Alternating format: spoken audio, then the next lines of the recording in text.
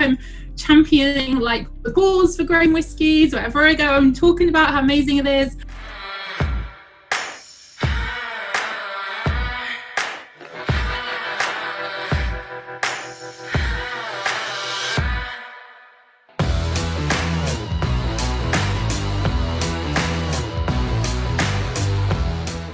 Hello everyone and welcome to another exciting episode of Ask Dad About. Today we're going to be talking about whiskey again. But before we get to that, just remember, if you like this content, hit that subscribe button, smash that like button and ring that notification bell so you get notified for any new material we upload.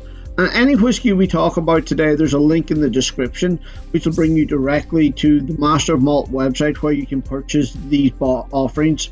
Now, full disclosure here, I do get a little bit of commission for each bottle that's sold, but it doesn't cost you any extra money, and it's enough to maybe buy a Starbucks or a coffee once a week. Today, as you might have guessed, we're going to be talking about whiskey again, and we're going to continue our Best Under series. To that end, I'm going to pass you over to our amazing whiskey expert, who's going to introduce herself and tell us a little bit more about what we're going to be talking about today. So hi William, my name's Kristiane, I'm the editor at Masters of Malt, and we've got 3 super exciting whiskies to taste through today, all in the £50 to £100 price bracket and from distilleries all around the world. I'm super excited for that this week. This is one of my favourite categories, the 50 to 100 range. So to that end, what is your first offering for us this week? Aberlour expression. So this is Aberlour Abuna. It's kind of, one of these Gaelic spellings that I'm an English speaker, I don't speak it. It can be quite hard to get your mouth around, your tongue around, but Abuna is how I am told you pronounce it. Apologies if I'm getting that wrong. And I chose this one because it is an absolute flavour bomb. It is a sherry bomb. It is delicious. It's not just full of flavour, it's bottled, I don't know if it's natural cask strength, but pretty close to it. So this one's 61% ABV. But don't be afraid of that, because it honestly is one of the most delicious expressions if you like your whiskey in sort of a sherry butt finish type vibe. So this is Oloroso sherry. This is batch number 63. So if you're watching this like a little while in the future and 63 sold out, don't worry, there'll be a 64 or 65, and they're all made in a similar vibe. These are so much fun, and it comes in, I think, $72.95, so it's a little bit up there in the price range, but it's well worth it. So Aberlour is a Speyside distillery. It's actually just up the road from Craigellachie, from Macallan, from a bunch of this, literally just a little bit further upstream along the river. You can actually kind of walk between them all if you want to, up the River Spey. It's a gorgeous walk, and I really would recommend it on a day like today. It's blistering sunshine here, absolutely gorgeous. And yeah, I picked this one out again just because it's high flavour, high ABV. It comes in a really lovely tin as well. Got it right here, so it makes for a great gift. But also, like, if you know that you like that heavily sherried whiskey, those heavily sherried expressions, this is going to be an absolute treat for you. And I personally love it, and it's really fun to get to chat about it and have a dram of it. So that is whiskey number 1. I've always been fascinated and interested around those small batch offerings. I think they're very interesting. I think it gives the distilleries a great opportunity to try different things, just as an expression, as an experiment, just to see how they are. I think it's a great way of testing the waters as such. I feel like there's something a little bit special about small batch whiskies too, because this is not to put a downer on, any of the core range or anything like that, because they're also delicious. But I think when you're drinking something and you've got that kind of in the back of your mind that once it's gone, it just makes it that little bit extra special, which I think is why they work really, really well as gifts as well. Moving on to whiskey number 2 now. I'm not going to talk too much about this one because I believe you have some great in-depth insider knowledge on this offering. We are going across to Ireland, and with an expression that's actually super close to my heart, and I might be slightly biased with this one. One of the really fun things we get to do at Master of Malt sometimes is work with producers to come up with our own exclusive expressions. Sometimes that just means, sort of maybe buying like a single cask or a single barrel and bottling that kind of in partnership with them, so the Master of Malt name is on it. But this one, we actually got super in-depth involved. So last year we went over to Ireland to see the wonderful JJ Corrie, who they're a really cool, they're actually known as like an Irish whiskey bonder.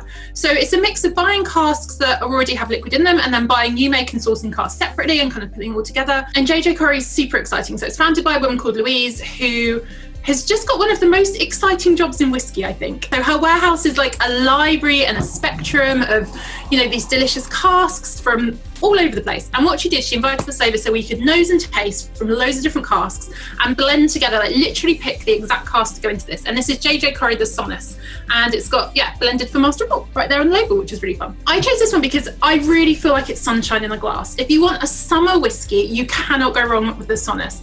It means happiness in Irish Gaelic, and we chose that because when we're putting together, one of the big components in this is a grain whiskey from Ireland, and it's only 3 years old, but don't be fooled. Like when we first tasted this out of the barrel, I remember thinking like, this is extraordinary. It was soft, like proper butter soft, really delicious spices, and the single malt component had this beautiful kind of like zesty ginger vibe, and together it really is just like happiness in the glass. So yeah, I really would recommend you, if you can, grab one of this, try it. Again, it's a limited run thing. I don't know how many bottles left, but not many. I think we had maybe a few hundred altogether. So yeah, get involved, snap this one up, and it comes in at $59.95. So once again, and suddenly far too soon, we're at our final bottling again.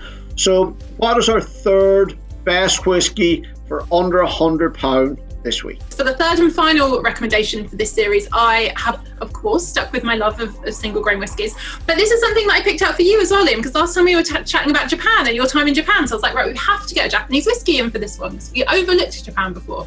So we have got Nikka coffee grain whiskey. This one I picked up for a number of reasons. I've just mentioned grain and how much I love grain. And for anyone who's not sure about the difference between them, like grain whiskey is often seen as kind of like the bulk counterpart in blended whiskey. So you've got your single malt from like individual distilleries made from malted barley in a pot still. So one of these like onion shaped stills. Grain whiskey tends to be made in these column stills or these coffee stills. Come back to that in just a second. And yeah, so grain whiskey has this reputation for being, the industrial, the bulk component, all of this, which it can be, but it can also be thoroughly delicious on its own. And I feel like I'm championing like the cause for grain whiskies. Wherever I go, I'm talking about how amazing it is. So yeah, I wanted to pick this one. But also this is, if you sort of do a little bit of reading on the background for Nikka and the fact that this is a coffee grain, it's quite some really quite cool historical links to this as well.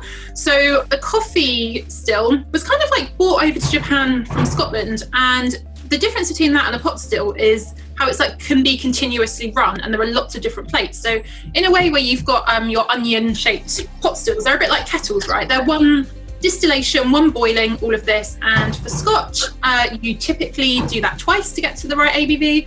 In Irish whiskey, you typically do it 3 times, but they're very much batch processes. They're quite labour intensive. They take a while to do. The advent of the coffee still meant that you could almost stack those up on top of each other with your plates in between, and you can run those continuously. So you can make loads of delicious whiskey, which again plays into the industrial element, but you can do that in a way that's still got loads of craftsmanship, that's still got loads of flavour, loads of character, and that's kind of where the role of the cask comes in as well, like balancing that.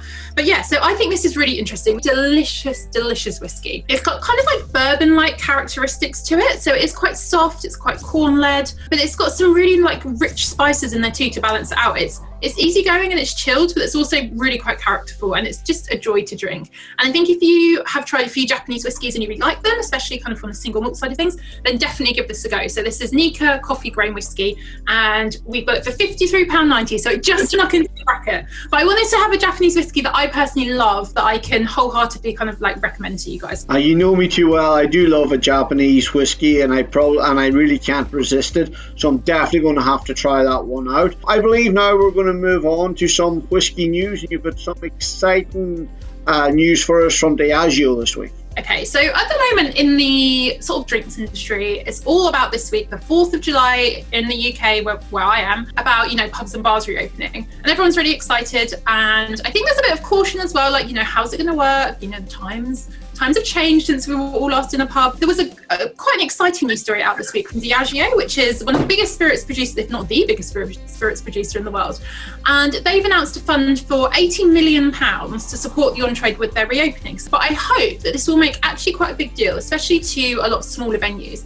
And the sort of stuff that they're talking about with this fund is providing kind of like guidance and mentoring, really helpful, but also practical stuff like giving out hygiene kits so people can understand and use things like hand sanitizer on the way in, know how to handle stuff, how to deliver drinks safely. And it's called Raising the Bar, which I also really like. So it's like a really cool big money scheme to to help hospitality reopen really safely. And I kind of wanted to give that a bit of a flag, just to say, like, you know, we don't all have to rush back at once. We can take it steady, we can go back on the 4th if we want to, but, you know, hopefully we can do this in a really managed way. And there's so much support out there for the hospitality industry, which has really suffered these last few months. But yeah, hopefully we're returning to some sort of normality.